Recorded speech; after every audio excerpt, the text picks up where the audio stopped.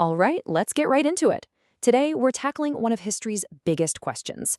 How in the world did the First World War actually start?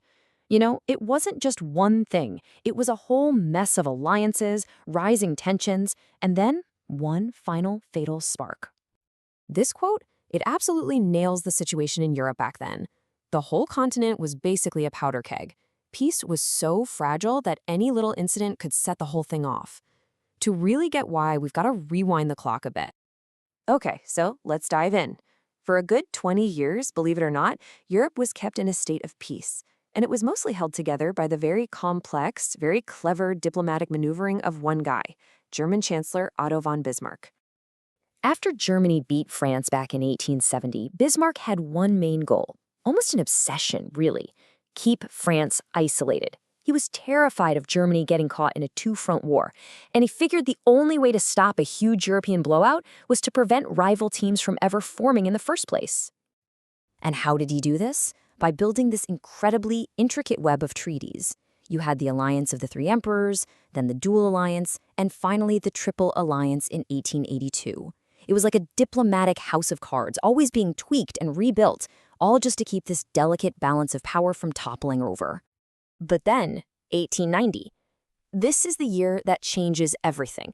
It's the single event that starts the slow, but pretty much inevitable, collapse of this whole fragile system. Yep, in 1890, the master architect gets the boot. He's forced out of office.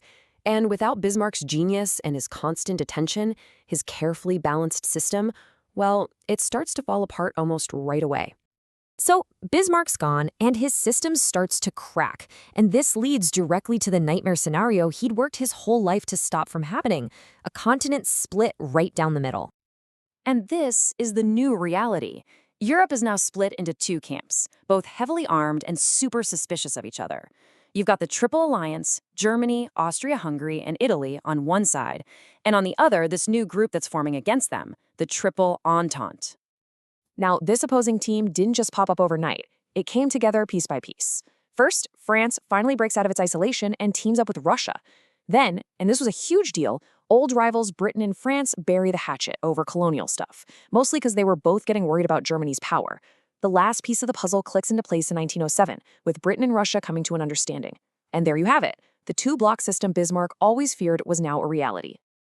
But these alliances were just the framework. Think of them as the wiring for a much, much bigger bomb. The real explosives were all these deep-seated tensions that had been simmering across Europe for years. You basically had this potent cocktail of four big things, creating a super volatile atmosphere. You had fierce, passionate nationalism everywhere. Economic competition was getting cutthroat, especially between industrial powerhouses like Germany and Britain.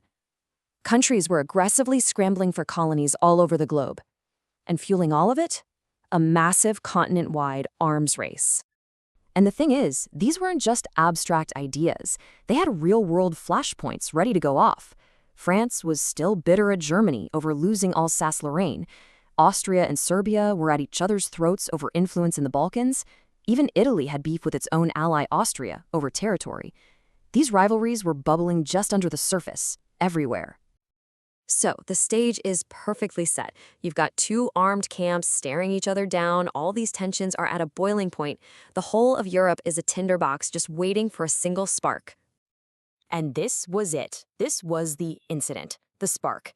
A Serbian nationalist assassinates Archduke Franz Ferdinand, the heir to the Austro-Hungarian throne. And that single act sets off a catastrophic chain reaction that nobody, and I mean nobody, could stop. And now, that whole alliance system that was supposed to keep the peace, it starts working in reverse, like a conveyor belt dragging nations into war. Austria hits Serbia with a crazy ultimatum. Russia starts mobilizing to protect Serbia. France mobilizes to back up Russia. So then Germany declares war on both of them and launches its attack. It all happened with terrifying speed. To get to France, Germany's plan involved marching right through neutral Belgium. This one move, invading a neutral country, that was a red line. It was the final trigger for the last major European power that was still trying to stay out of it. As soon as Germany invaded Belgium, Great Britain declared war. And because of the British Empire, Countries from Canada to Australia were instantly pulled in. And just like that, what started as a regional crisis in the Balkans had officially exploded into a world war. Which brings us to the massive question that historians still argue about today. When you look back at everything, the rigid alliances, the arms race, the burning nationalism, was the Great War just an unavoidable tragedy? Was it baked into the system for years? Or could someone, somewhere, have stopped those dominoes from falling?